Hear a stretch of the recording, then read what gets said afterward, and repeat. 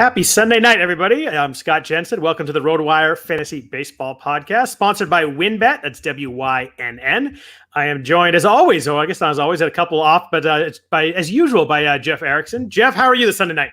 I'm great. Good. I'm glad we're doing this at our regular time. Yep, it's been a while. It's been a really long time, but glad to be doing it. So, hey, golf, it was fun watching the 37,000 times they played 18 at the golf tournament today. But, anyway, this is a baseball podcast. We'll save our rant for that on Tuesday. But, hey, rumor has it that Gaming Golf got the winner right. So you might want to check the archives there with me and Ritter there, see if we got it right. I like that. I was unable to join last week, and you're picking winners. I don't think that's a coincidence.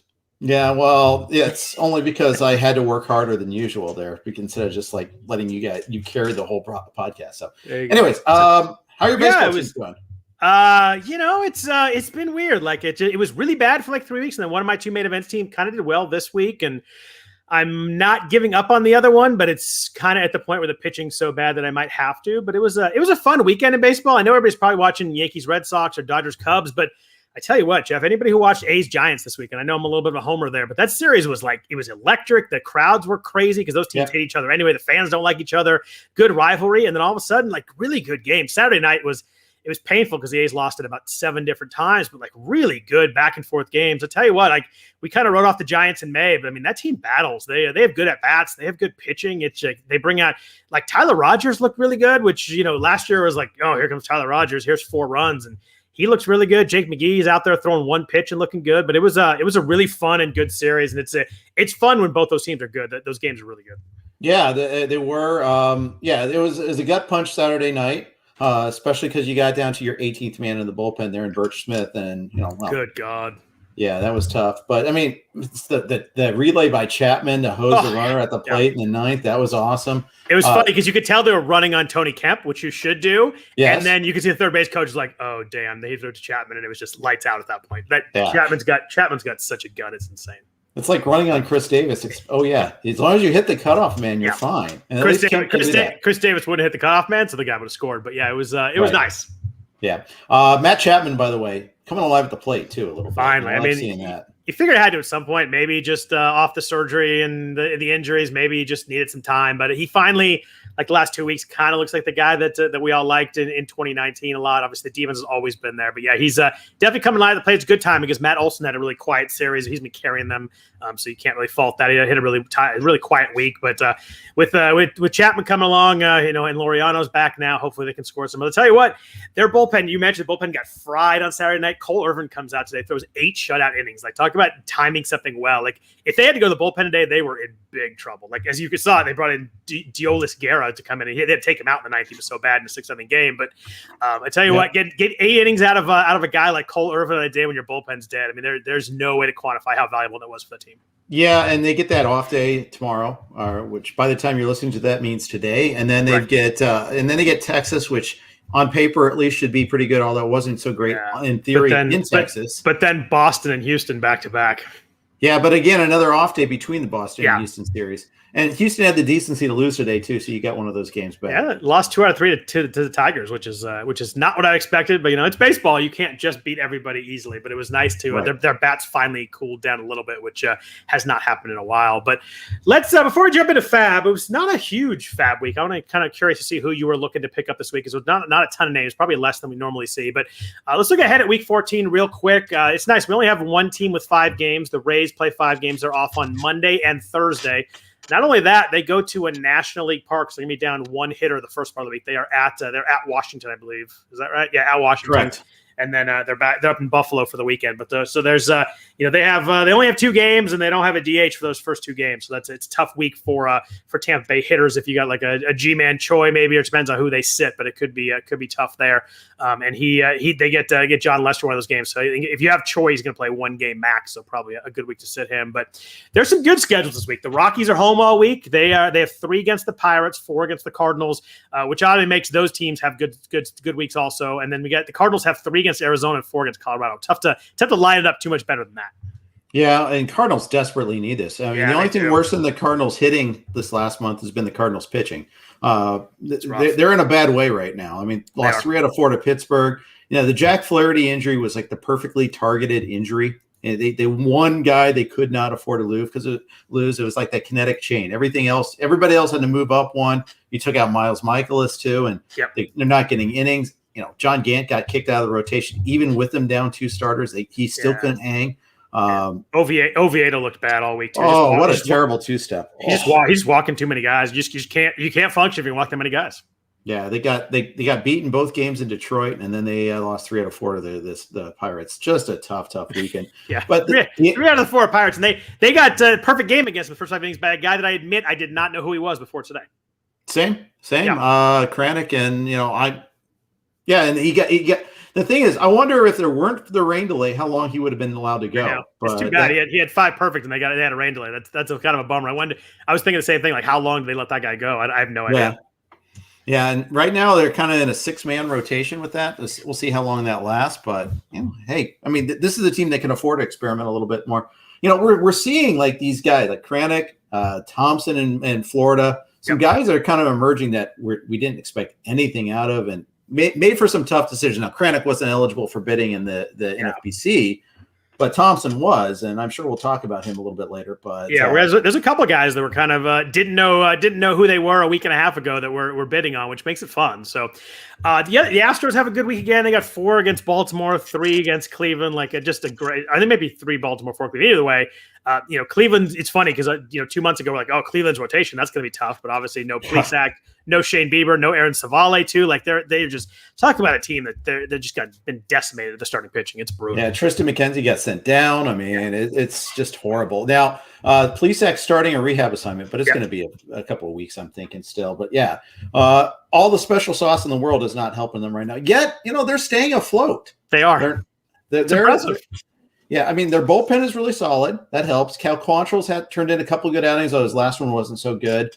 But, they're managing. They're getting by, at least. Now, I think some of that scheduled base. I think Frank Cona's just a fantastic manager, too. Yeah, they've figured out a way. Josh Naylor got hurt today, which that was horrible. It was one of those injuries that they showed once. They're like, we're not showing that again. It was awful to watch. You could tell the second he did it, not just his reaction, but the way he did it, you knew he was done. It's kind of a bummer there because he's really getting a chance to play every day. Wasn't doing a ton, but it'd been decent. But that division is weird. Like they're 2.5 behind the White Sox, and then you've got 3 just really bad teams. I don't know if Minnesota's gonna be this bad all year, but you've got Detroit, Minnesota, and Kansas City all 10 games under. The AL Central is rough going. I'll say this: Detroit. I mean, they're bad, but they're not like special bad anymore. Yeah. Manning pitched well in his last outing. Yeah. Casey Mize is really coming around. Scooble's pitching well. Scooble was awesome today. You could slowly see it start to come that those guys might end up being pretty darn good pitching rotation, and not in too long. Yeah, let's hope Spencer Turnbull comes back pretty soon too. That would be nice. And they've got on the hitting side, they've got Torkelson still coming up at some point. They've got a couple of prospects. Still, they need a lot more bats. They're kind of doing the opposite of the Astros build, where the Astros just brought up all these hitters and filled in with veteran pitchers. And, it's more like the vintage Atlanta Braves type of build of a roster. If it works out like that, I think they'll sign up for that right now. Oh, heck yeah. Yeah, it's funny because then you look at the AL East and you've got 4 teams over 500. You got 4 teams that are in the mix. The Yankees are not going the right direction, though. Swept by the Red Sox this weekend and kind of dominated, too. The Red Sox smoked Garrett Cole today. Eduardo Rodriguez kind of got right. Like, it's weird that, the team to get right against is the Yankees, but it's kind of the way it is right now. They're struggling. They have a -4 run differential. I don't think we saw that coming when the year started at all. I was feeling pretty good about my trading away Erod for Randall Grichuk deal with Larry Schechter like 3 weeks ago till today. Now I'm like, that's still, you got a ways to go before you'd be worried about that.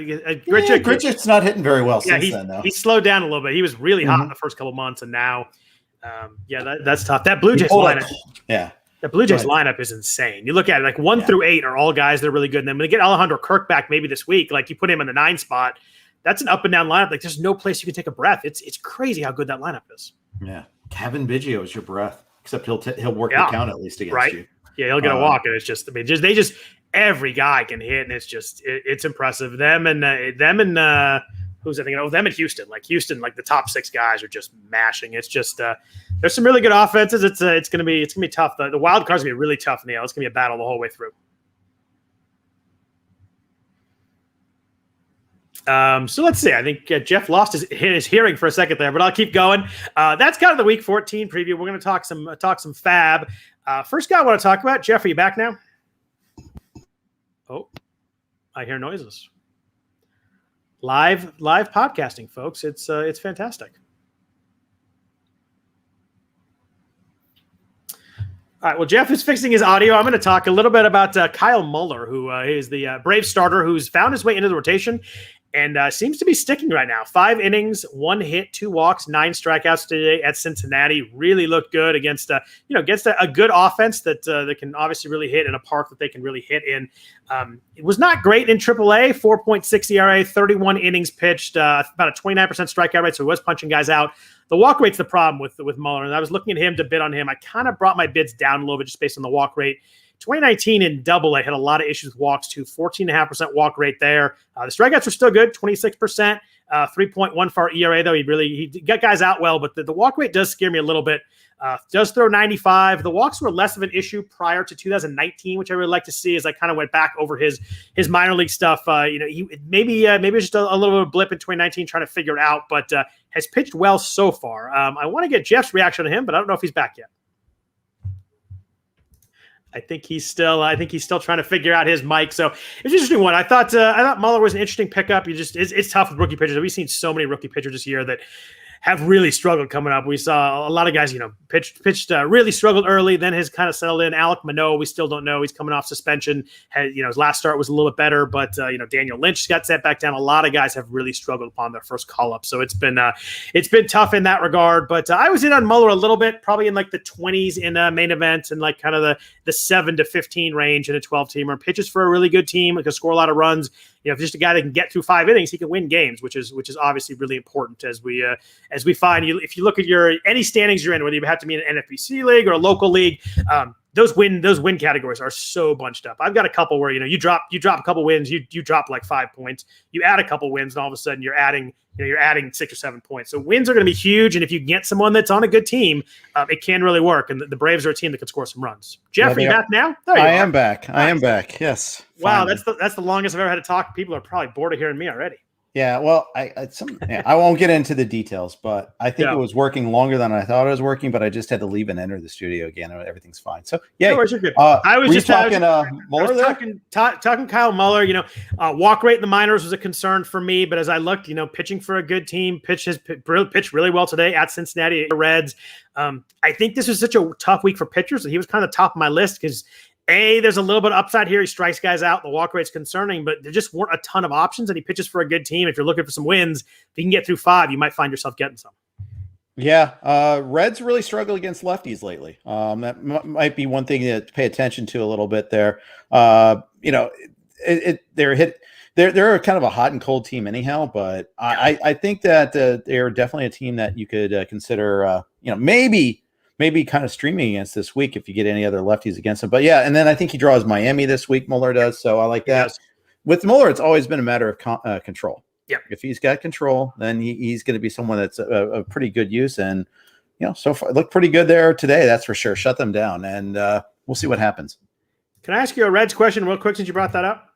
Sure. Where are you right now on Eugenio Suarez? I had someone ask me a question earlier today about picking him up in a 12-teamer that got dropped, and I was like, I think you got to do it. I mean, there's a chance he might suck all year, but there's a chance he hits 20 home runs in the second half too. Like, I think that's a guy that you've got to take a chance and pick up. But I was curious. You watch way more Reds games than I do. Is he just lost? I mean, he has 16 home runs, right? Like, he's hitting when he hits it far. It's just hitting $175 is tough to overcome. Second lowest batting average, I think, in the majors. He's whiffing a ton. And the same whiff rate as last year and the year before. Yeah, that was a ton. I know it's still a ton, but like, I guess he hit 202 last year. So yeah, he's not hitting the ball as hard as his hard hit rate's down. I don't know. He's walking less. I don't know if his BABIP's 188 though. Like, at some point that can't sustain, right? No, it probably can't. But 3 straight years now of sub 70% contact rate. Yeah. The whiffs are real. I don't know what happened to him, but it's clearly for real. And he was 5 years of like kind of a 24%. It definitely jumped 3 years ago and it stuck. You're right. Yeah. And, in 2019, he had a 312 BABIP. Last year was 214, 188 this year going into today. Home run to fly ball ratio is going down 29.5 down to 25% last year, 18.8 this year so far going into today, of course. He's hitting more ground balls this year too, which is also a concern. And that's the thing I don't like is not only is he getting worse results on the fly balls, but he's hitting fewer of them. Yeah, and it's weird. Like you look at it, and the ground balls, the up is all come from his line drive percentage, which you don't want to see. He's hitting easily career low line drive percentage, and that's just that's a bad sign. You see that in the hard hit stuff. He's not hitting the ball hard. When he does, his barrel rate's still really good. It's 14%. When he hits it, it's gone. But just all those other ones are he's not hitting nearly as many line drives. So I'm concerned, but I don't think you can leave him on the waiver wire. I think there's too much upside here to leave him out there. I'd agree. The exception is if you're trying to protect batting average. Yeah. If you're like top 3 in batting average in your league and there's people that are tight on you, I think you're probably better off trying to find. I mean, you have to be desperate for power in that instance. Other instances, I think, you go with it. I think there's a heater coming at some point. I just have to think that he's gonna run into some positive bad luck at some point. But you mentioned Zach Thompson earlier, and one of the other younger pitchers. Actually, not that young, but early in the majors, young. But he's 27 years old. Pitched really well on Saturday. Had 11 strikeouts across 6 innings against the Nationals. In 2019 in AAA was not great. He had a 5.5 ERA over 70 innings. The strikeouts were still decent enough. I think he was a 25% strikeout guy that year with only 7% walks. So the numbers weren't that bad. Just a lot of home run issues. Gave up like 2 home runs per 9 in AAA. But 2019 in AAA was super happy fun ball year. Were you interested in at all on Thompson today? Thought about it. I just didn't want to go crazy. I wonder, though, if the Marlins may have some special sauce. And this is his first full year in their organization. He was a part of the White Sox prior to that. 2019, as you alluded to, he struck out guys, but he also gave up 15 homers in 70 innings. Now, you alluded to the ball, too, of course. That's a big part of it. Hasn't given up a homer at the big league level. He was terrible at Jacksonville, though, even before the call-up. That's the thing. They were using him as a reliever too. 8 outings, 15 innings. He was just. This is kind of like an emergency guy, and now he's kind of getting a fuller chance. And it helps that Sixto got hurt. Elisier can't stay healthy. Yep. I mean, I think they're just trying to find guys that can stick. This could go quickly. I mean, he gets Atlanta, who hasn't been that great lately. Month of June has been pretty bad for them. They're down Ozuna, obviously. They're down, catcher also. So they're a weaker lineup than they usually are. But then after Atlanta, he gets a home start against the Dodgers. Dodgers are actually better on the road than they are at home anyhow offensively. So these are 2 bad starts in a row. Dodgers are getting healthy too. Like they've struggled. They had a no-hitter pitched against them on Friday, but you just tell that at some point the tide's going to turn. They're going to score a lot of runs. It's going to be they're going to take it out on a lot of people, including tonight. They did so. Albert Alzolay did not fare well there. They had McKinstry had a grand slam in the first inning, right? Yep. And then Cody Bellinger went yard in the second. So it was they definitely it's going to come around. Mookie's not going to hit 250 all year either. I know he's striking out a bunch, or at least a bunch for him. But got to think that there's going to be a run of Dodgers runs here where they're going to score a lot. But what do you do with someone like we talked about these young guys? What do you do with someone like a veteran like Eric Lauer? 6 shutout innings against the Rockies today. Granted, that's road Rockies. Someone we like to attack. The Rockies are not good. K-rate was up though, 24.6% before today, and he had 6 strikeouts today. It's the highest of his career. Velocity's up a little bit. He doesn't throw hard, but he's throwing 92.5, which makes a big difference when you're down there. When you go up one, throwing more changeups, more cutters. Gets Pittsburgh this week. Were you at all in for the stream on Lauer this week? I wasn't. I can see it though. I can squint and see it a little bit, but Milwaukee is actually a pretty good place to rack up strikeouts. I think the strikeout rate for both the pitchers and the hitters are higher in Milwaukee, especially with the roof open. So that's always something to look for there. And then, Rockies against lefties on the road are just, it's like Todd Zola always likes to talk about. That's an automatic stream for him. I missed out on that angle today, but that would have been nice to use. And then, he gets some Mets next week.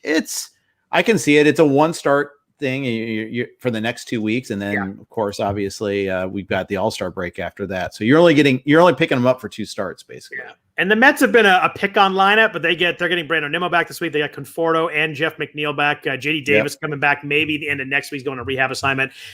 They're about to be not a lineup you want to just automatically pick on. I imagine once they get those 4 or 5 guys back. Jonathan VR will be back late next week too. And Lindor is actually playing like Lindor lately too. Finally, they're. I think we're about to see the Mets with their offense. We thought it was going to be a couple months ago, so it should be interesting. Were there any other 2 steps, real quick, before we get to relievers that you're picking up? I looked at Caleb Smith. I looked at like Danny Duffy.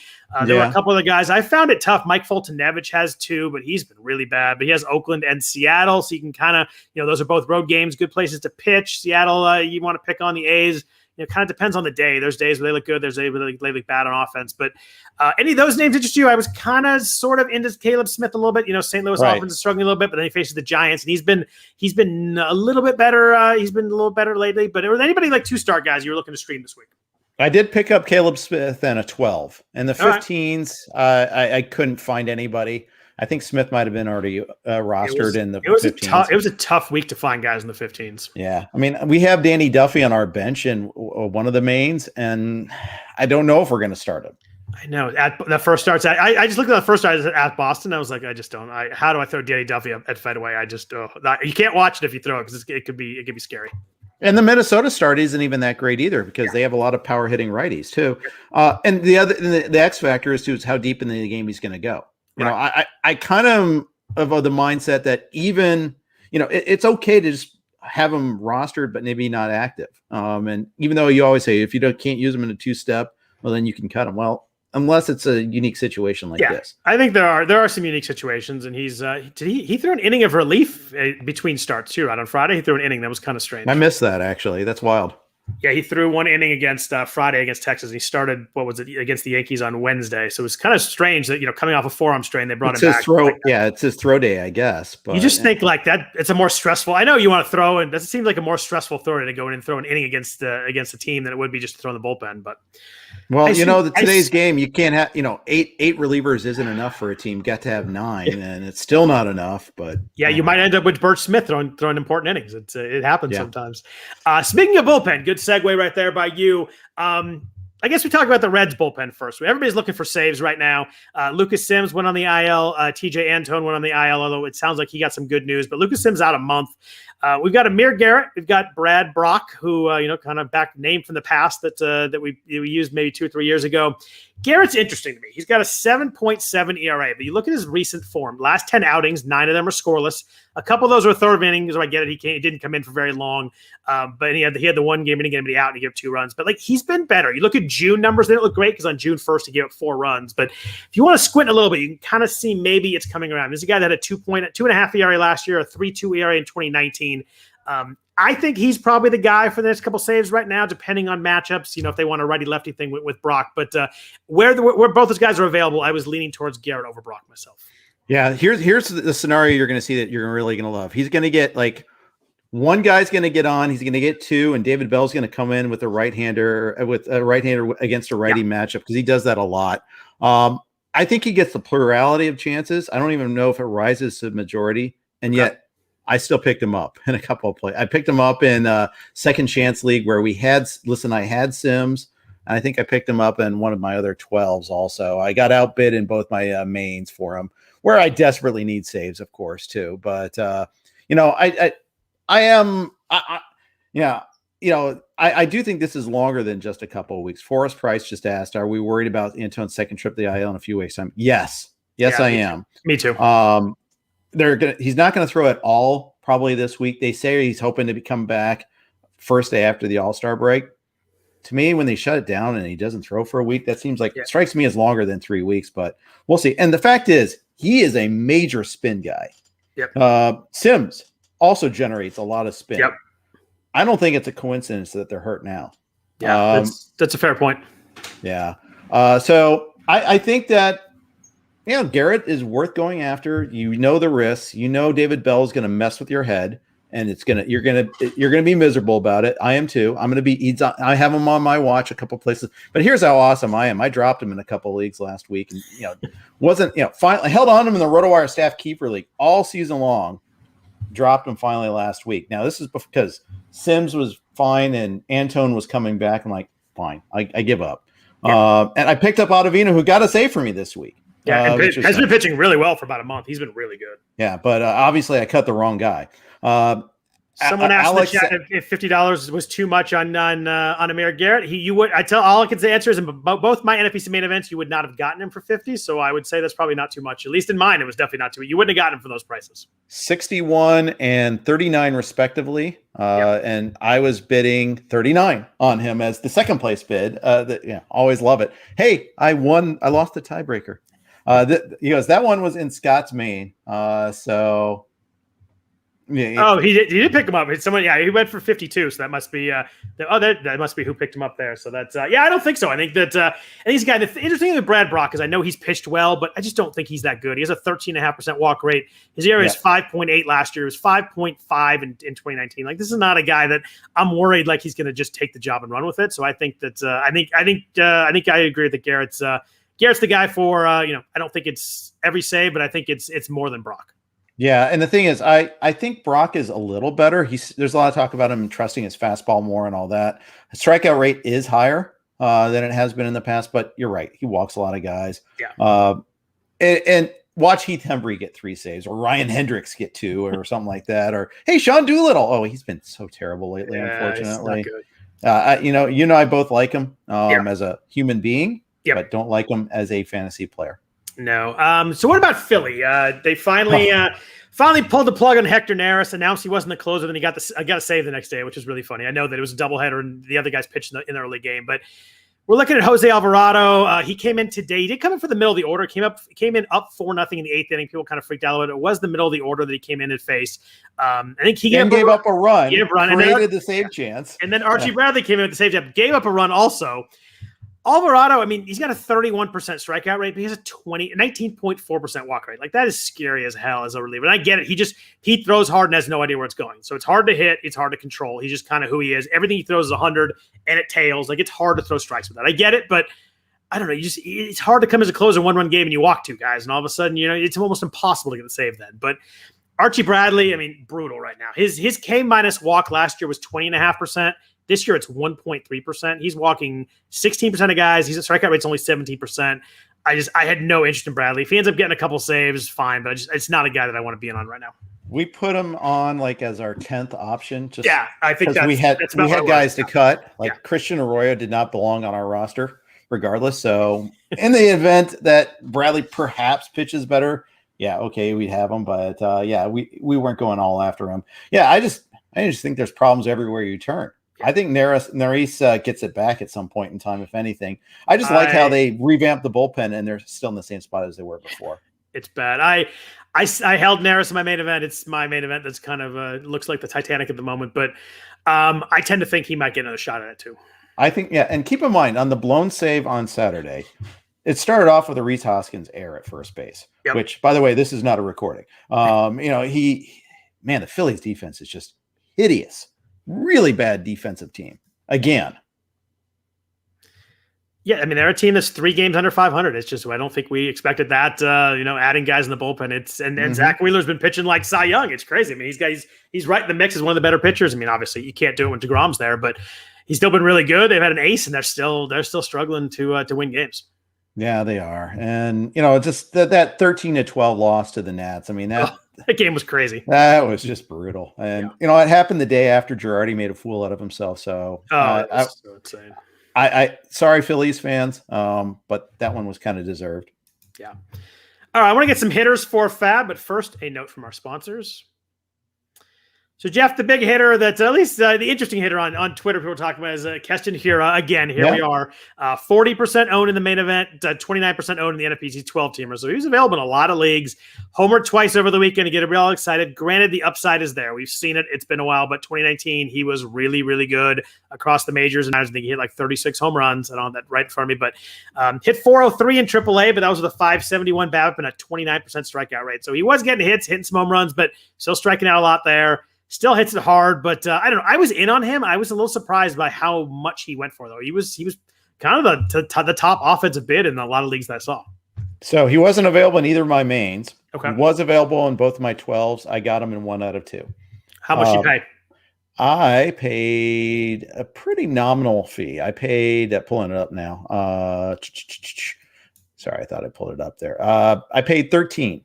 Oh, I mean, I see that's about the price that I'm good taking a shot. If it doesn't work, who cares, right? It's just unopposed, by the way. In the main event, I saw some 70. I saw up to 137 in a bid. Our friend Michael Govier, who was on the podcast a couple weeks ago, said he bid 122 and got outbid. And I was like, oh my gosh, that's crazy, because he went for like 71 in mine. But I mean, I guess the upside's there. Like if you're trying to take a shot on someone that could end up being really, really good, use them every week, it's there. But man, it's been a while since we've seen it. Keston Hiura or Andrew Vaughn for the rest of the season? Good God. It's a really good question. I'm going to probably go Andrew Vaughn barely. So I dropped Vaughn to pick up Hiura. Yeah, I mean, 12. I think like I said, the way I looked at it, I think it was kind of a toss-up. If you need some steals, Hiura's probably a better option. I don't know. Vaughn could run into a home run heat or two. I don't know. I don't love either guy, so I wouldn't argue hard either way. I'm tired of the TLR experience. That's fair. I just can't. I'm stammering. I'm so upset about it. It's frustrating. It's been very frustrating, and they're still in first place because that division's terrible. But it's kind of a weird, a little bit of a weird team right now. I mean, they're obviously missing their 2 big boppers in that lineup, but strange team.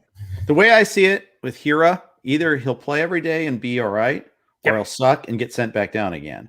Yeah, you're not going to have this like 4 games a week thing, you know, that you're dealing with Andrew Vaughn. Like, oh, he's about to break out. And granted, Andrew, Vaughn is not exactly, killing it, but at the same time, just play him every damn day, especially when you're using, God knows who you're using. Like, it's Chris Liss in the outfield.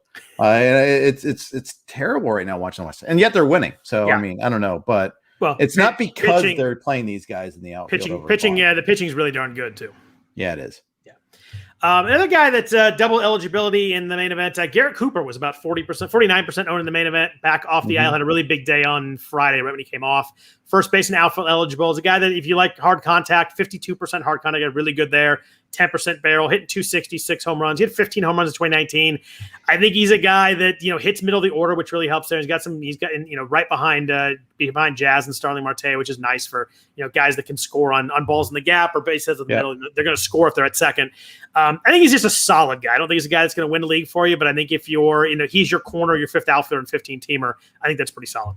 Yeah, he just can't seem to get any luck in terms of staying healthy. And this is a years running issue with him. Like, if ever he got healthy, look out. And I mean, the Marlins are kind of like quietly, sneakily, just like getting kind of crowded too. They called up Sanchez for, they called up, they've got, Marte is back now. Aguilar is obviously not going anywhere. Cooper's, probably going to play a lot, but, Brian Anderson's going to come back at some point. I actually haven't been watching a lot of Marlins games. I don't know if Anderson's actually back yet. I should probably notice that. But point is, he's always had to kind of scrap for playing time, and he might play every day, and he could be a 20 homer guy the rest of the way, or maybe he's 15 the rest of the way, and that would be sufficient. But it always just seems to run into some sort of like. Brian Anderson's expected back in about a month. Okay, so it's still a long ways away. Yeah, he went to they put him on the 60-day IL a couple weeks ago. So yeah, it's July 25th is the quickest he can come back. Yeah, that's okay. There you go. I mean, I just like the fact that Cooper hits 4th or 5th. I mean, I think that's a guy that if you're hitting him 4th or 5th, you're probably not going to end up platooning him very much or moving him out of the lineup. I think he's ended up sticking. But it's the key point you made is staying healthy. I mean, he just cannot stay in the lineup, and that's got to happen for him to work. Yeah, and Duvall's still part of it. Duvall sat out today to make room for Cooper, but the point is, it is kind of crowded. Sanchez is still on the team. I don't know if they send Sanchez back down at some point in time now that Cooper's back. Sanchez has 1 walk, 12 Ks, has got 260 OBP in just 10 games though, so we'll see what happens with that. But you could see him losing time at some point. You mean people overreact to little quick call ups like this? I do it all the time. Everybody does. We all do. It's funny that Wander Franco was the MVP after one game, and now everybody's like, "Oh, I wonder if he's Jared Kelenic all over again." So I've seen that. I may have even made the comparison on radio. So hitting in the majors is not easy. No, but giving him time to work it out isn't easy sometimes too. There, that's a really key point. You got to do that. What about in St. Louis? Any interest in the best name of the week, Lars Nootbaar? I looked at his minor league stuff when he got called up, and nothing really excited me. He had 700 runs and 4 steals across 400 plate appearances in 2019 across 3 levels. Hit for a little bit of average, but I had trouble getting excited about Nootbaar. It made me hungry. So there is that. Gets Coors Field if he's in the lineup because Bader's coming back this week, and that's the key. We'll see what sort of playing time is going to work out. I just don't screw with my precious Tyler O'Neill. That's all I ask. Just let O'Neill play. I think we're far enough along that's gone, right? Well, I mean, O'Neill's got flaws. I mean, the fact is, I haven't heard his name in a while. Has he been slumping? He must have been. He hasn't been hitting homers. Usually Vlad Sedler, our friend, tweets at me or sends me a text every time he gets a hit. So I haven't heard much lately. Well, yeah. I mean, it's been a long time actually since he's homered, since June 9th. Yeah. So he did have like a big RBI double on Monday.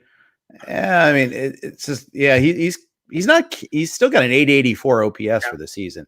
But the strikeout rate's 72 Ks. Yeah. The strikeout rate's up to 33%. I mean, the hard hit stuff is off the charts. He's got 20% barrel rate. I mean, he matches when he hits it, but the strikeouts are there, and I have a hard time seeing him hit. He's hitting 268 right now. I would definitely, or 264. I'd probably take the under on that the rest of the way. I'd agree with you on that. So a guy who was a little more interested than the Nootbaar was Eli White in Texas, just because you can squint a little bit. There's some stolen base upside here. He had in 2019 AAA, he had 14 home runs, 14 stolen bases, stole 18 bags in 2018 when he was in the A's system. Just looking for playing time. Like he's hitting kind of like 5th or 6th, kind of middle of the order every day. And Willie Calhoun went on the IL this weekend too, so that kind of helps the playing time. Even when David Dahl comes back, which will be for 48 hours or so. Eli White should have playing time. And at some point in a 15-teamer, I'm looking for an outfielder who's playing every day, and White kind of fit the bill this week. Had a good week. I'll say that. He's fast. Though it's kind of funny. Like, he got all this playing time, had some hits, but didn't steal any bases. It's like, I need those stolen bases if he's in there, because you're not going to get power. He might have had 1 homer this week. Great. Congratulations. Savor the flavor, but you're not going to get that many. You need him to run. For him to be, if you're going to use up a precious outfield spot, he's got to be able to run for you.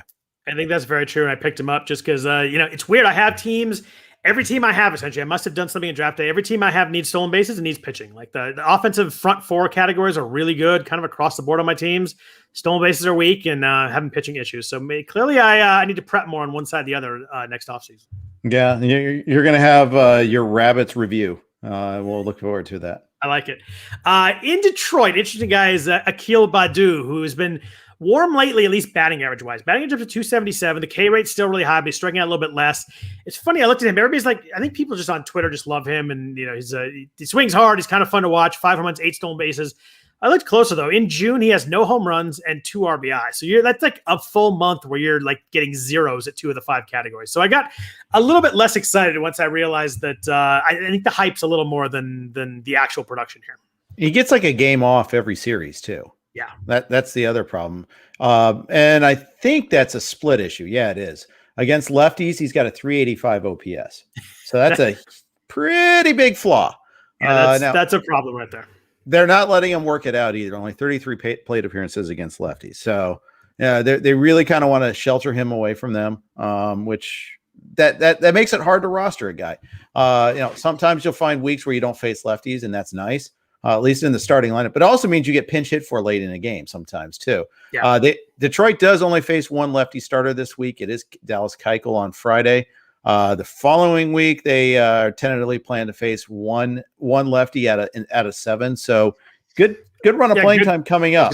That is pretty solid. I just I don't know. I think people like him more than I do. He is fun to watch and he swings hard, but I don't know. I looked at June and there's just such a dearth of power in RBIs. It's tough to have a guy that doesn't get those categories at all. Yep. Again, he's like Eli White. If he's not running, then what are you getting out of him? Now he does run more than he has been running a little bit more. He's got like 8 on the year. Yep. So, and they lost Nico Goodrum. So that's, that's one less, and not that Goodrum plays a whole lot in the outfield, but it's one less stolen base guy on the team. Maybe he is their designated runner at least. Yeah. Somewhere Herb Washington agrees. Luis Terence at catcher, 5 home runs the last 2 weeks. And when we talk catchers, that's pretty major. 14% barrel raise, a guy that can hit a little bit. If you need a second catcher, I think Terence is a pretty solid pickup. Not going to hit for average, but will hit some pop, hits the ball hard. He was kind of the second catcher I looked at where I needed to replace guys this week. Yeah, he was part of that trade with the Padres last year. And, the Padres just like grow catching prospects. So they could afford to trade him there. But that was kind of a priority for Seattle to throw him in on that deal there. So, he's taken over for Murphy. Murphy really isn't much of anything.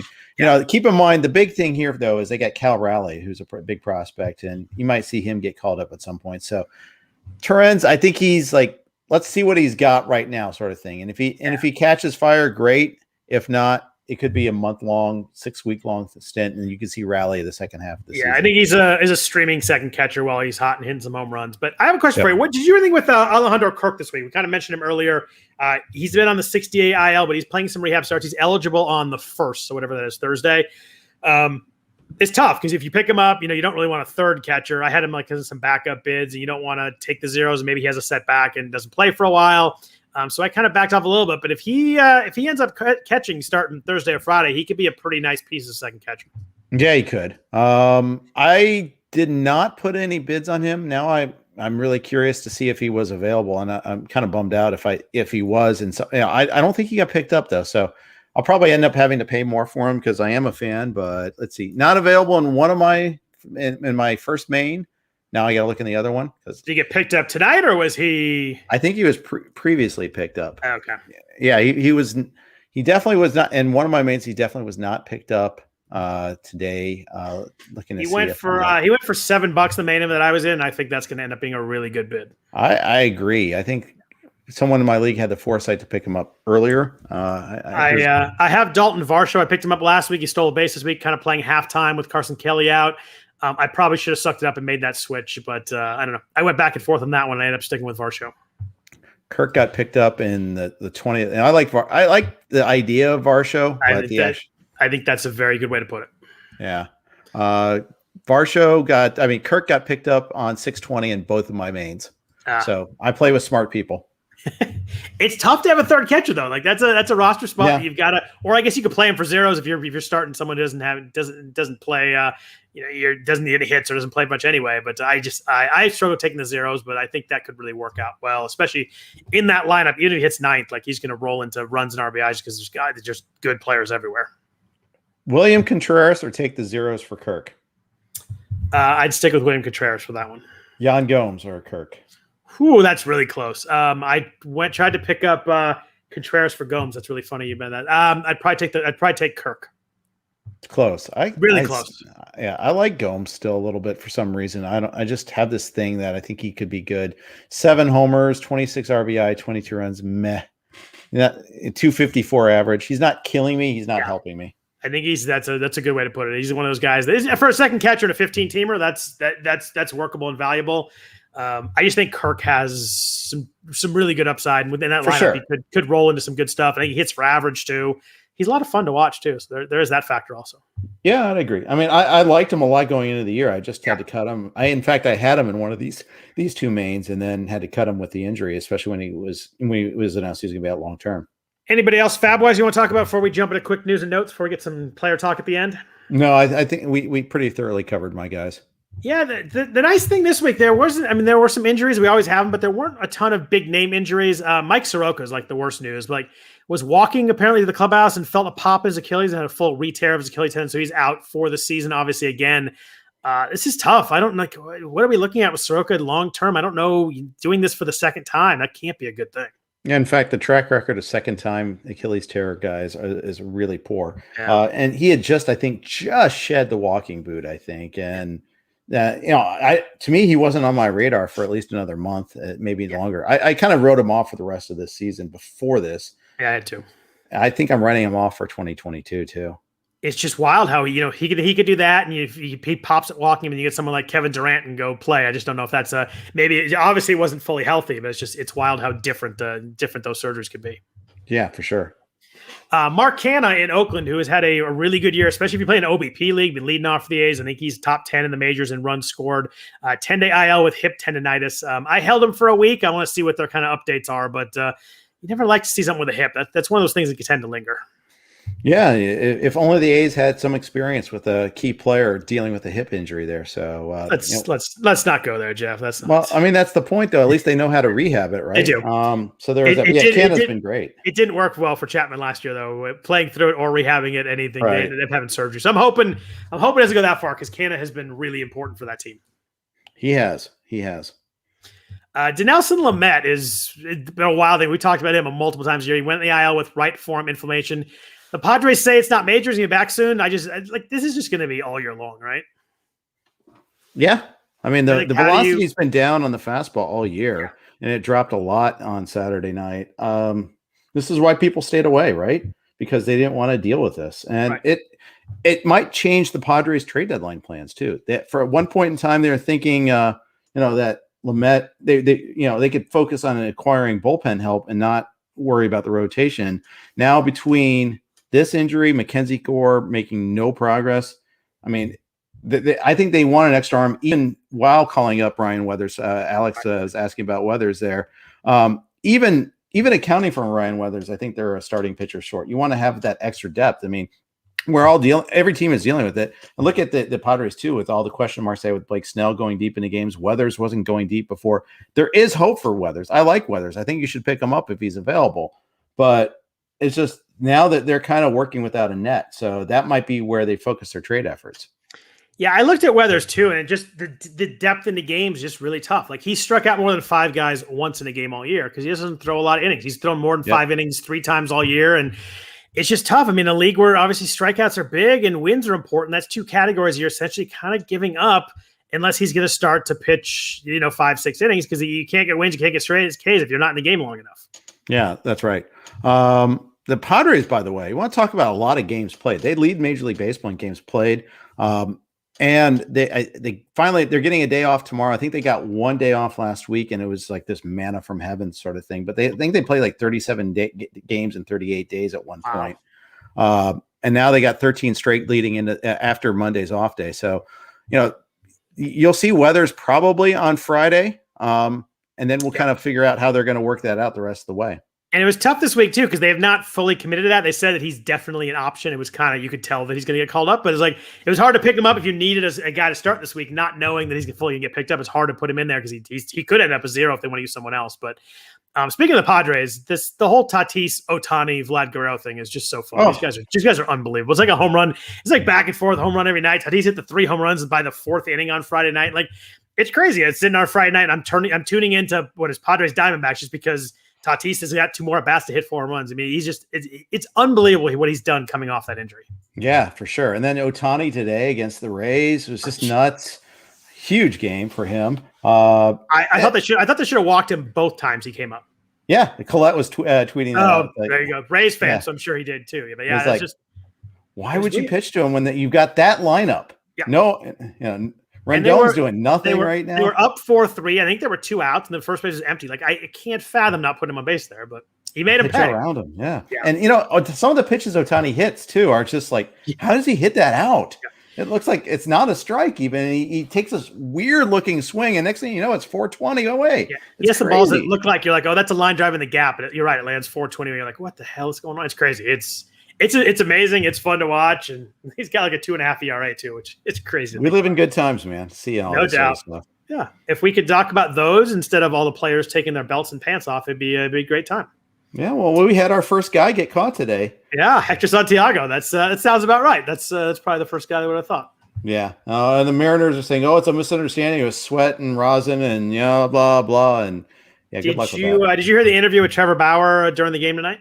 Yeah, A-Rod questioning Bauer about the rules. Talk about peak awkwardness there. Yeah, I actually thought Bauer came across really well. I thought he was interesting talking about how the finger stays in the ball longer, and I thought he was interesting talking about like how the 3 levels of stickiness works, which I don't think a lot of people get. I thought he did a pretty good job of explaining that.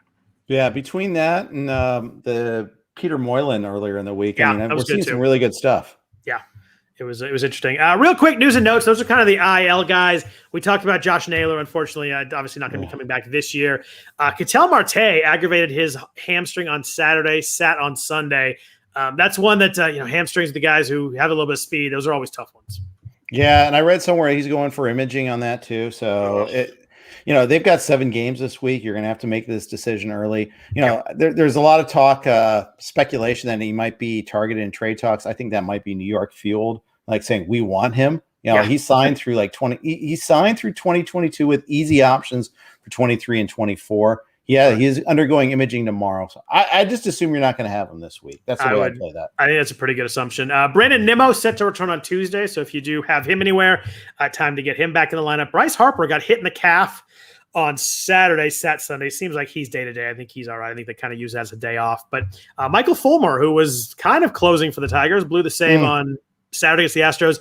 IL again, right cervical spine strain, which sounds really painful. That does not sound good at all. I think I want Gregory Soto if I had to go somewhere there. I think a couple weeks ago I would have said Cisnero, but I think I kind of lean more towards Soto now. So I'm kind of opposite of you. I'm going Cisnero. Got to save this weekend. Is the better pitcher in my opinion. Soto can strike guys out, but he can throw it. He can actually hit the ball. He can. I mean, I think I've referenced it before, but he has like the tallest pitch in the majors this year. He threw it so high early on in the season. That pitch was awesome. I think Cisnero is just the better pitcher. 41 to 11 K to walk. Soto's 35 to 18. Similar number of innings. He did throw. Soto did pitch well today, and so I get that. And I guess he's probably calmed down a little bit since a rough early beginning. I think I prefer Cisnero though. I like Soto. 1 earned run in his last 15 appearances. I think he's figured something out. Yeah, I mean he's got wicked stuff. So he only has 1 walk in his last 7 appearances. I think he's trending the way that I want him to be trending. And I like he pitched 2 innings today and struck out 4 and got the win. I like what I've seen from Soto, and it was someone that in May I was like, I just think he's a little bit too wild. I think he's come around pretty well. He only had 1 strikeout today, but he did have 2 scoreless innings. So that's 16 outings. He's only get up 1 run. I like the way he's pitching right now. So probably, the fact that in one league I picked up Fulmer and now I've picked up Cisnero in one of the mains probably means it's definitely Soto. It's probably going to end up being matchup based righty lefty. I think it's probably going to be a 50-50 thing, but I'd go Soto, but you're probably going to get both of them get some saves.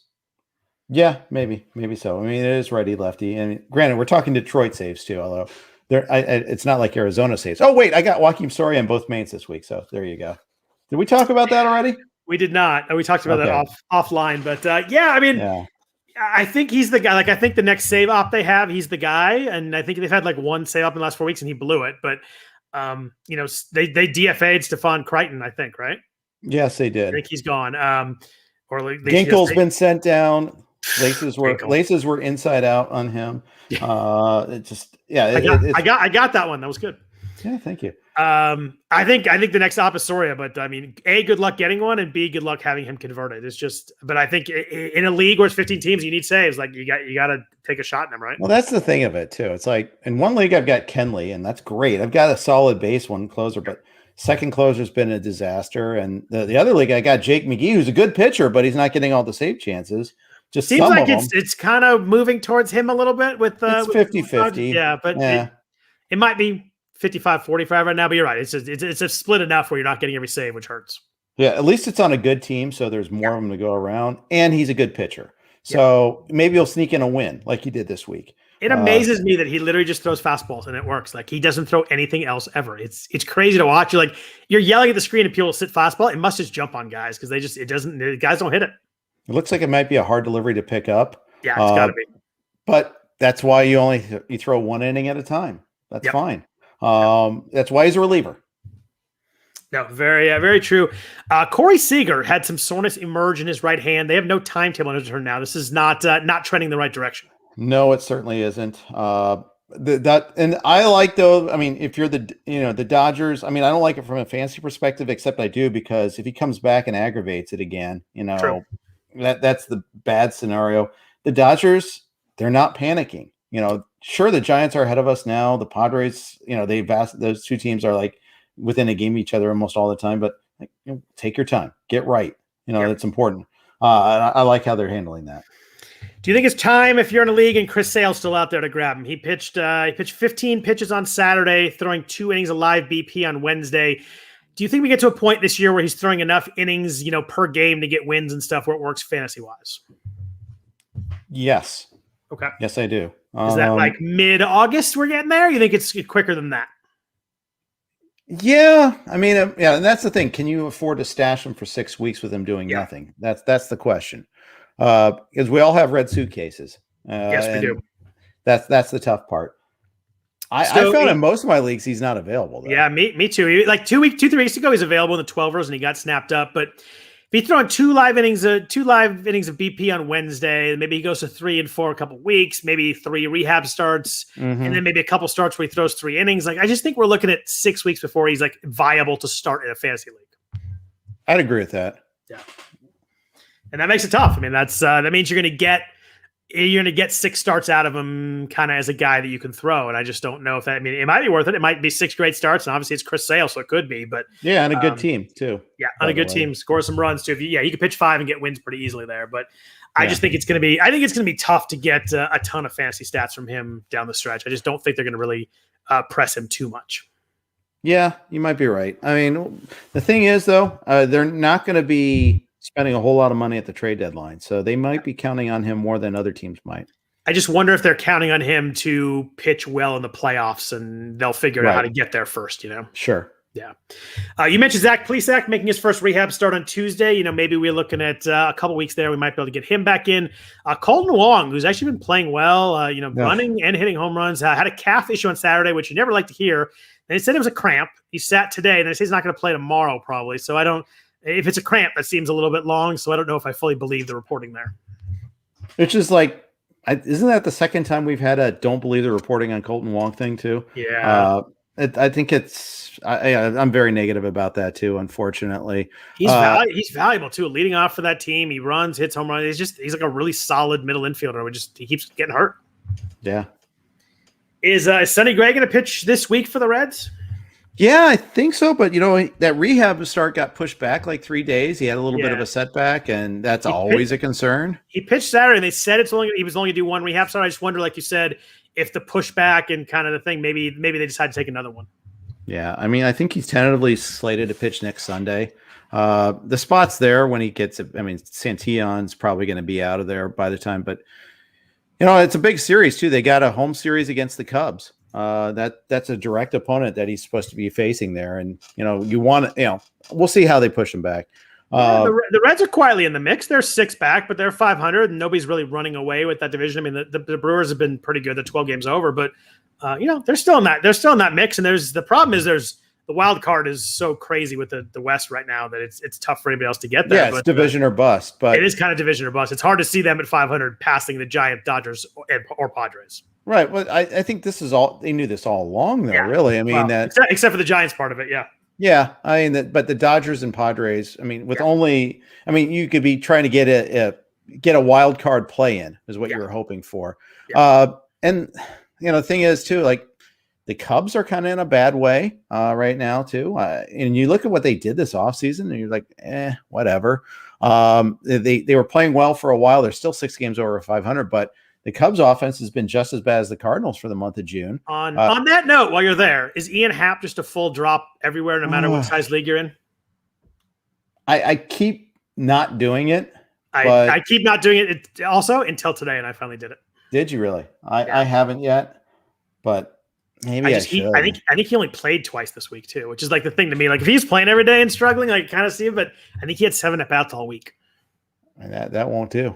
This won't stand. It's not like he's a really good defender where you're like, we have to have Ian Happ's glove in the lineup. So it's just, I mean, we thought it was coming along, and he's hitting like $160 in June again. I mean, it's rough. It's hard to. I find myself benching him, and I found myself having to grab someone else just because it just didn't work.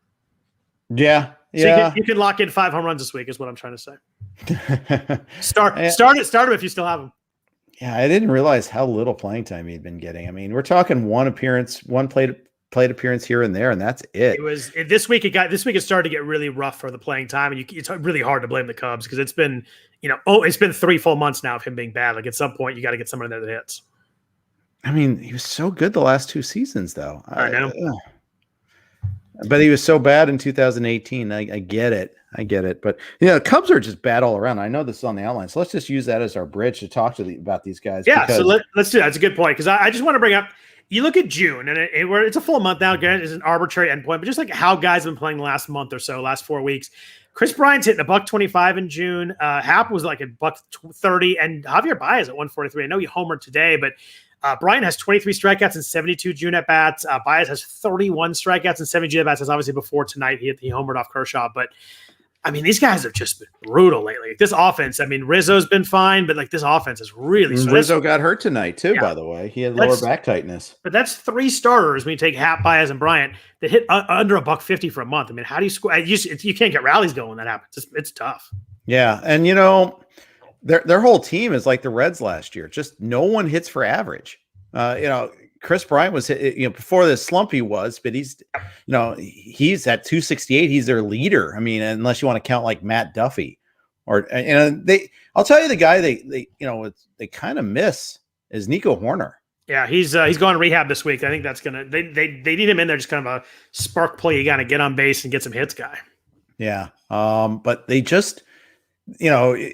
Sometimes, I mean, I'm all about like taking walks, getting on base. The Cubs as a team get hit by a ton of pitches. That's what they do. So their on base is actually pretty good. At some point, you got to make contact though, too. Javi Baez has got over 100 strikeouts already.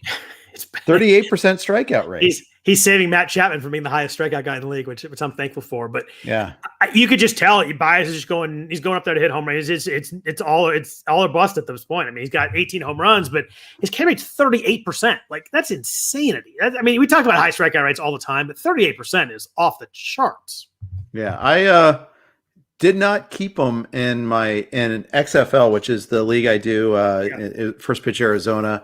And it's a 3-year escalating contract too. At least it was. Now it'll be a 5-year escalating contract because people got him in the auction. But I didn't keep him because he's just an OBP. It's an OBP league, and he's an OBP killer.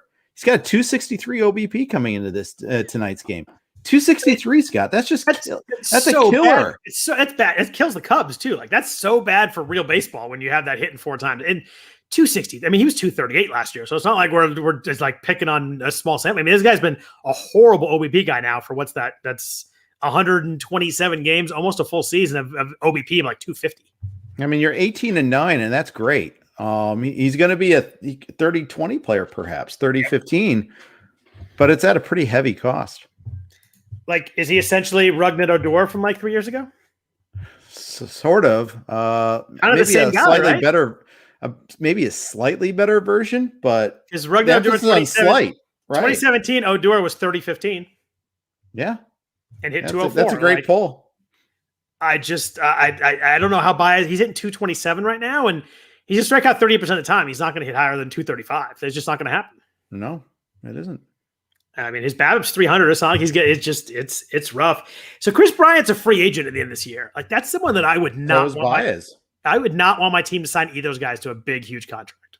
Bryant, Baez, Contreras, and Rizzo are all free agents. Contreras is a free agent too. Wow, he doesn't seem like he's been around that long. I think he is. Let me double check on that. I thought it was all the core 4 was, and there was, I think we had a note at one point that Contreras was in contract talks. But I'm pretty sure he is a free agent at the end of the year. I mean, it's just, I mean, this is his like 6.5 season. He got played 76 games in 2016. So, I mean, it's all over. Weirdly feel like the other guys have been there for longer than him for some reason. But you're right. He has one more arbitration year. Does he really? How did that? They must have manipulated pretty well on that. I don't know. It looks like 2022 is his 3rd arbitration year. So he has one more. He's a UFA in 2023. Okay, I guess I got that wrong. Apologize. Well, I didn't think it was that far along. So that's interesting. I just think that Bryant is like everything you look at. Like he doesn't hit the ball that hard. His hard rate rate's under 40% every year. His barrel rate's pretty good this year, but it's over 10% for the first time since 2016. Mm-hmm. Swinging strike rate's kind of okay. His strikeout rate's fine. He's 24%. I just don't think he's a guy. I think he's a guy. I don't think he's someone that I want as my cornerstone spending a bunch of money on. Like if I were a team, he would not be someone that I'd break the bank for. Yeah. I I agree with you on that. I mean, and you're right. You're right on Rizzo. He is a free agent. So you got the three of those are right. Yeah. That's crazy. Yeah, and Baez, he's not going to get the big contract that the other shortstops out there on the market are going to get. I don't think he is, and he's so good defensively. And maybe that gives him a little edge, but Story's going to be out there. He's a much better player. Do you think? I wonder how much of Story's Coors Field stuff is going to factor in with his contract because was he career like 255 away from Coors? I just wonder how much that's going to play into how much teams want to give him. Every good player that goes away from Coors Field does fine. Yeah, that's a good point. And it's just he doesn't have to make that adjustment on every road trip anymore. I would take him on the contract before I take Baez. Oh, easily. Yeah. Snap call. There's Lindor signed. So there were. I thought there was one more big shortstop as a free agent. I don't remember. I guess Semion's a free agent. Yeah, Semion's a free agent. Corey Seeger. Oh, Corey Seeger too. That's right. Yeah, it's a huge market. Oh, there's a lot of guys, and Semien signed the 1-year deal, so he's a free agent if they want. Obviously, he's probably want to go back and play shortstop somewhere. So that's really a crazy market. Lindor is probably smart to get out of that market. I look forward to reports that the Reds were in contact with his agent before he signed elsewhere. Just on the off chance that he take a below market, non-hometown player friendly discount deal. I look forward to the A's offering him $1 million a year for 4,000 years or whatever they offer. Deferred. That's right. But not even like nice deferred. Not even like, $2 million deferred. Like they wanted, I think they were going to pay him $12 million and $11 million of it was deferred over. It was just the whole thing. It was an embarrassing offer. It was actually embarrassing. It was insulting more than anything. Yeah. Brandon Crawford's also a free agent too. That's another one. He's having a good free agent walk here? He sure is. So speaking of shortstops, the guy that I love is, and I love him, is Jake Cronenworth in San Diego. Had a great week. He had a homer in all 3 games against the Dodgers, had 4 home runs this week.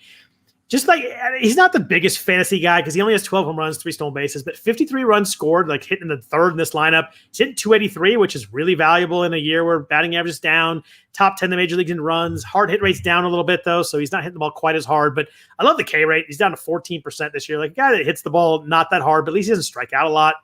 Always gets on base. Great spot in the order. Eligible at first, second, and short, I think. This is a guy that I love watching. I love watching him play. I love having him on my teams.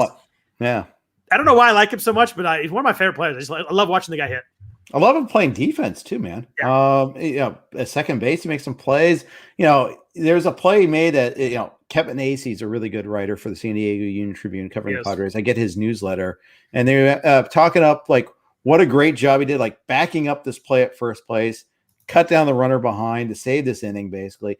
I remember the Dodger series in Dodger Stadium where he made that play on that scalding ball. I think it was after I do remember that. Yeah, Sheldon fear the noise or whatever you want to. It was a great play, and it was just like, wow. He makes a play like that almost seems like every night. Fun player to watch. Yeah, like the last 8 games, he's hitting third every day. Like you hit between Tatis and Machado and Pham. Like that's just.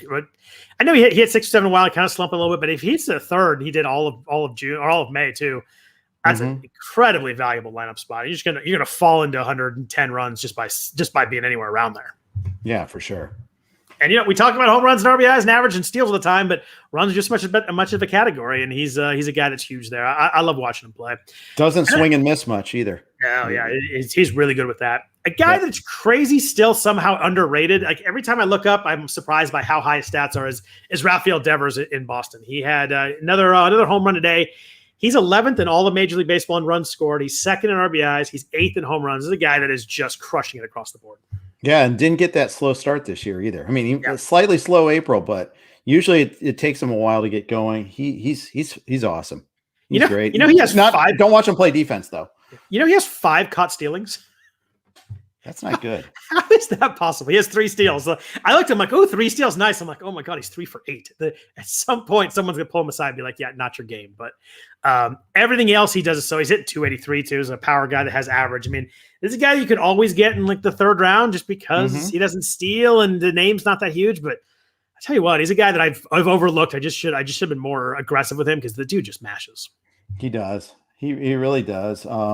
This Red Sox lineup, I mean, JD Martinez finally broke a home run drought today. They really pummeled the Yankees. Garrett Cole's given up 9 homers, I think, in the last 5 games.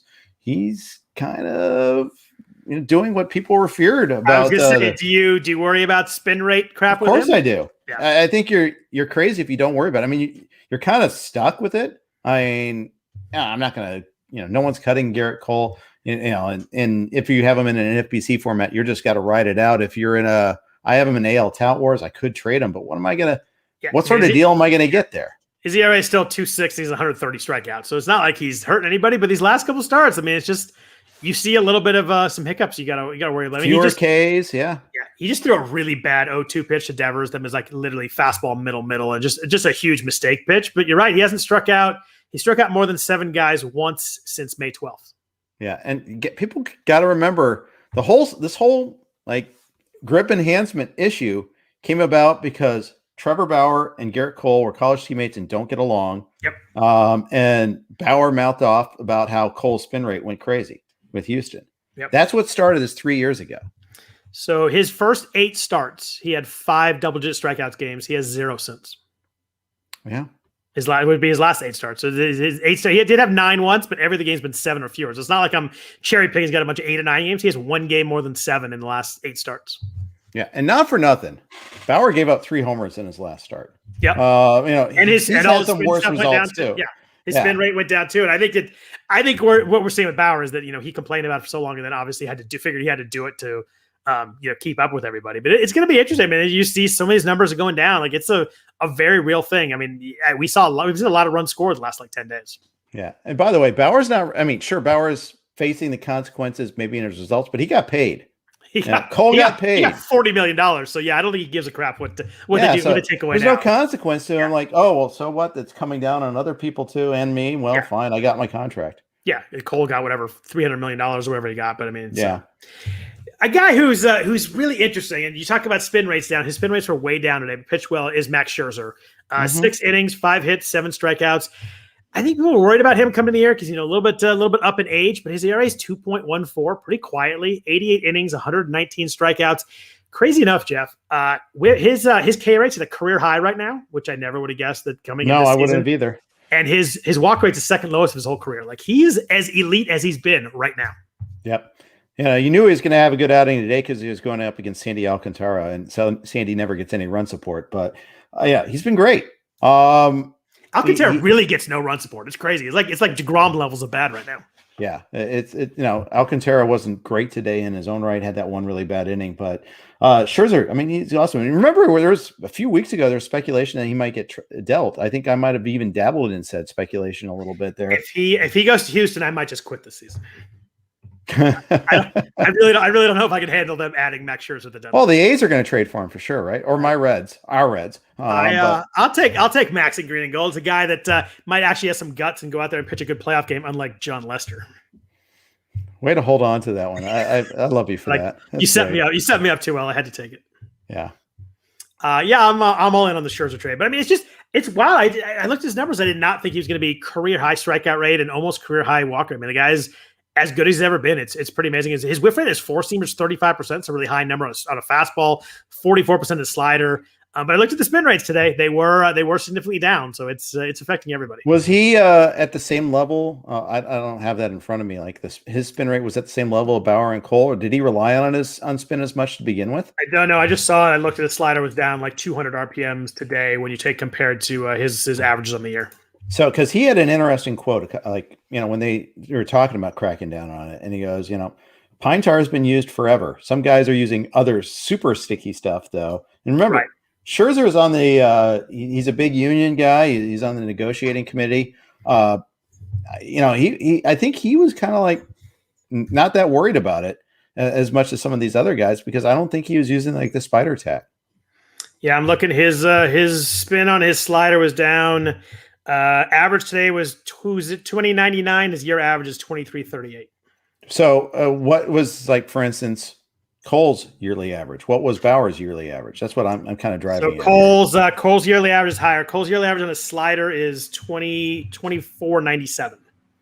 Okay. Today it was 23.71. So he was down about 126. So he's definitely a faster spin guy than Scherzer, but I guess not significantly higher, but definitely higher. Yeah, that makes me think, though, like Scherzer didn't rely on as much. Kershaw tonight struck out 13. Yeah, he looked like that was like fun. Like the slider was on just like wherever he wanted to put it, he put it tonight. Yeah, I think he had 12 strikeouts on breaking pitches, like swinging it. It was really impressive. So, but keep in mind it was against said Cubs that we were talking about too. But yeah, I mean, I think that's part of it though. It's like maybe these, the guys that didn't rely on as much. I heard, I forget which broadcast was suggesting that teams are looking for sinker ball pitchers again now. That pitch might be more in vogue. I think that was ESPN tonight they were talking. I think it was Buster. I think that's right. I think Buster Olney was talking about it. Yeah. Yeah, I think you're right. Yeah, it's wild. It's interesting. And the hard part is like it's really hard for us to quantify. Like we can talk about it, we can kind of guess on guys, but it's like to come up with like projections and numbers wise. I think everybody's gonna be affected, and it's probably just we're gonna see a lot. We're gonna see higher ERAs. Is kind of what we're gonna see across the board. Yeah. A couple of guys I want to talk about before we jump out of here. Let's go with let's go back to Cincinnati with your boy Anthony DeSclafani. Left Cincinnati, came to San Francisco. Like this guy he is the weirdest. He has the craziest game log of anybody this year. He has 15 starts.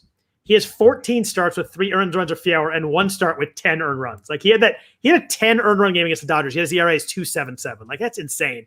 He has 9 starts out of 15 with 1 or fewer runs, 11 with 2 or fewer. Like he's been unbelievably good except for that 1 start. But his K rate's still not great. It's 23%. Walk rate's down a little bit. Throwing a few more sliders, a few more changeups. He has 2 starts a week. He's getting the Dodgers again. It's going to be really interesting to see if the Dodgers know something about him or have figured him out or something because they put 10 on him last time, or just kind of a day where he just didn't have his stuff. And he gets at Arizona. How do you feel about him going forward? Like, are we looking at a full breakout? Do you worry that maybe he's going to come back to earth a little bit? Where are you in DeSclafani now? Because he's been great. I've been rostering him.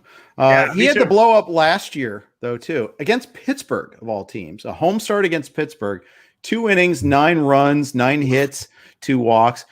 After that, he had a 4-walk game again, 7 runs against St. Louis. He really kind of blew up there a little bit with them. So I always worry about that, but he was always going to be that guy that, if you go figure out lefties, if he could get that 1 pitch, he'd be fine.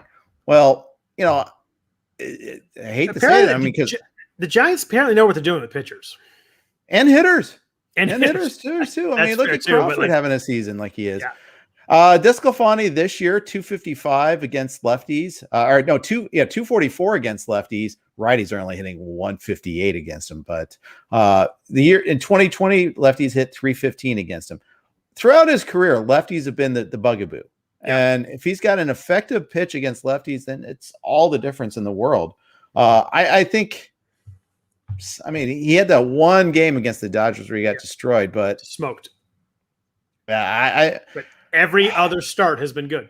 Yeah, I mean, I've always I always thought that potential was there. I remember when the Reds traded for him, that I thought, okay, this is a guy that has some upside here, but he never really kind of cashed in on that there.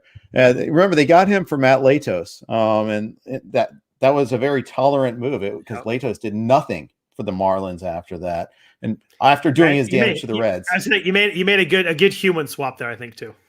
Yeah, he did. Plus, you have your John Lester moment. I have my Buster Posey versus Matt Latos. Oh, that's right. Latos gave the grand slam home. Yeah. So let's move on from that. It's funny though, if you 2 years ago, I told you the Giants would be the best team in baseball because of Kevin Gausman and Anthony DeSclafani just dealing. It's wild, right? I mean, it's crazy how baseball works. But Gausman's probably the Cy Young behind DeGrom right now. Is probably second in the voting. It's just they've been awesome. There's no other way around it. Yeah, you're right. I think the Astros are a better team still. Than whom? Than the Giants. I think the Astros are the best team in baseball. I think they are too. Yeah. But the Giants 649 win percent. That's insane. And it's July. It's almost July. The whole wait till May 15th. The Dodgers will be 5 games ahead of them. That's gone. I mean, they've had a unbelievably good half, and it's long enough that they're a very real good team. Yeah, I think you're right about that. I don't think they win the division, but I still think they're a very good team. Yeah, we got Dodgers Giants this week. That's going to be fun to watch. Yeah, I think it's only 2 games, but it'll be those games. And Bauer's pitching tomorrow, so I think it's Bauer DeSclafani tomorrow. Yeah, one thing to watch, you might be able to take advantage of, is the number of games teams in the West have played versus teams in the East. The Padres have played 80 games. The Mets have played 73. Is that an avoiding rain out thing? It's a rain out. The Mets had the whole series canceled with the Nats. Nats have played 75 games also. Mets had that surreal weather luck they did for a while. It felt like they got rained out like 3 times a week for a while there. It was crazy. Yeah. They were playing no games for a while. Right. So if you're in a trade league or if Nimmo was available, for instance, this week, if JD Davis is available next week, snag those guys because you're going to get a lot more games going the rest of the season. I think I picked up Nimmo in online. So that was you found Nimmo. All right. I did. Yes. 2 other guys before we got here. Michael Brantley it's a weird season. Like he is just mashing. He's hitting 349, 37 runs scored, 30 RBIs in 58 games. Like great numbers there. But we're talking fantasy leagues here. Michael Brantley has 0 stolen bases and 4 home runs. Like it's a really weird season where you've got a guy who's doing nothing in 2 categories, but so good in the other 3. It's like the quietest elite batting average season, but nobody's really talking about him. He's kind of hidden in that lineup with so many good players, but Michael Brantley's just damn good. 30 RBI isn't really that great, though. He only played 58 games. I think he was out for he had 15 games he missed probably. True. So counting stats. But that's still that's like an 80 RBI pace. So it's not like that great. You're right. It's not that great in that lineup. Yeah, but batting average is so hard to find. Yeah, got hitting 350. That's you're gaining if you're doing standing gains points. He's gaining you a lot there. Castellanos and him have been battling for the batting average title for a while now. I love Castellanos. Yeah, remember when we talked about that one guy you missed out on? You knew you're going to regret it. You asked me that question. And it was Castellanos. Yeah, he's still hitting 343. Wow. Yeah. His strikeout rate's 20%. That's amazing for a dude with that much. He's just so good. I love for a guy that chases as much as he does. He's not chasing as much this year, so that's part of it. But it's been years though. He hits everything hard. I remember we talked about him in the past when he was with Detroit, and not really killing it, but he was always hitting the ball so hard, and it's finally coming around. He's a 47.5% hard hit rate guy. And you're right. He does swing and miss a lot, but it's wild. His swing strike rate's 15%, but his strikeout rate's only 20%. You do not see that. You don't see that number that close very often. Yeah, the Reds lineup is wild, and how you got these 2 guys, Castellanos and Winker, just having amazing seasons. Yeah. And then you have Suarez doing what he's doing. Yeah. You got Kyle Farmer still playing every day for God knows what reason. You got Tucker Barnhart having a really good year, but also so is Tyler Stevenson. That platoon is working. And Stevenson hits 4th some days too. It's wild. Yeah. You look up and Stevenson's hitting cleanup. It's oh my gosh. When Votto was out, he was cleanup and batting and playing first base. Now, as far as that goes, it's not ideal. First baseman with an 820 OPS isn't all that special. Catcher with an 820 OPS is pretty damn good. Yeah, it is. But they've got nothing from Moustakas. Obviously, he's out still. Senzel's out long term. It's a really weird lineup this year. Yeah, it is. But Winker was out today, but I think he's going to play tomorrow, so that's good news there. Sticking the NL Central, last guy I want to talk about. It's funny. We talk about don't want to overdraft closers. These top guys, they're very, very, they're all kind of over the place. The top 2 closers this year have been unbelievably good. Liam Hendricks and Josh Hader have been off the charts fantastic. Hader especially. Hader gave up 15 home runs in 2019. He's given up none this year. He's given up 2 earned runs all year. I knew he'd been good. I didn't know he'd been quite this good. 31 2/3, 2 earned runs, 0.57 ERA. The K rate's back at the elite levels. He's at 46% right now. The walk rate's still a high, but he's under 10% right now. He has a 20.4% swing strike rate. That is a number you just do not see for a pitcher. He's been unbelievably good. Liam Hendricks been unbelievably good. If you went early on closer this year and drafted an elite guy in the 4th round, it has worked out very well. Edwin Diaz has 16 saves, 293, 104. That's pretty good. Chapman has struggled lately. Ryan Presley's been really good too. Yeah. Chapman was amazing early on. Now he's kind of struggled lately. But over on the balance, you'll take, although 124 whip, he's definitely slowing down a little bit there. But 49 Ks in 28 innings, you'll take that. Yeah. But you look at everybody but Rosenthal has paid off. Yeah, pretty much. But you look at Presley. He's got 38 strikeouts and 5 walks. He has a whip of 0.9. ERA 1.74. The saves are down because the Astros win every game by 12 runs. It's really maddening if you have him. He only has 12 saves. But even Kenley Jansen is 19 saves? What do you mean? He's 18 saves, 147 ERA, and a 0.95 whip. It's kind of cute when we're all freaking out about Kenley Jansen. And that's the thing. That's why I say even he kind of fell down to that bottom end of that tier we're just talking about. Right. And if you have him, he's been awesome too. Drafting a closer in the first 6 rounds this year, any of those guys has been great. Yeah, it really has. Yeah, and if you didn't, it's been really tough. Unless you got Mark Melancon or Alex Reyes, it's been really tough. And those guys, obviously, if you waited and got those, they worked out especially well. But it's been tough to find. And the problem is, I think we talked about it a couple weeks ago, the problem is you used to be where, someone gets hurt, here's the next guy, everybody bid on him. Now somebody gets hurt or loses the job, there's 4 guys you can bid on. There's just no one guy that we're not having guys fall into 30 save seasons because teams don't replace just with the next guy up like that. Yeah, and guys, there's been usage nightmares all over the place too. Yep. Kimbrel, we need to mention him too. He's been awesome. Unbelievably good year. 52 Ks, 10 walks isn't great in 30 innings, but my God, with 52 Ks and 20 saves and a .59 ERA, yeah. And that walk rate's great for Craig Kimbrel because that's, the issue. Like it was 4 or 5 years, he had huge walk rates in the double digits, and he's hit under 9% this year. If he has under 9% walk rate, we talked about Hader's strikeout rate. Kimbrel's higher. Kimbrel's at 46.4. Hader's at 45.7. That's pretty amazing right there. Yeah, it is. 20 saves too. That's huge. It is, and just don't watch Alex Reyes if you have him, because the walks are plentiful. And I just hate watching nibblers like that. Yeah, Giovanni Gallegos is really, really good too. Yes, he is. Yeah, if Reyes ever slips up and Gallegos ever does the job, he would be an elite guy right away. But I just think they love him in his role too much. Yeah. All right. Well, thanks everybody for listening to the RotoWire Fantasy Baseball Podcast. We appreciate that. If you have any watching us, we appreciate that also. If you could please rate and review the podcast, it goes a long way towards helping everybody find us. Helps out the podcast a lot. We'd greatly appreciate that. You want to follow Jeff on Twitter. His name is on the screen there. If you're listening to the audio, it's Jeff_Erickson. I am at Scott Jenstad. We will be at you next Sunday. I don't know exactly what we're going to do. It's 4th of July, so we may not record that night. We might do the next day, but we'll figure that out. We'll let everybody know on Twitter what we're doing there. We thank WynnBET for the sponsor. That's WYNN Bet. We do appreciate that. Other than that, hope everybody has a great week and take care. Have some good fantasy stats, and we'll talk at you next week.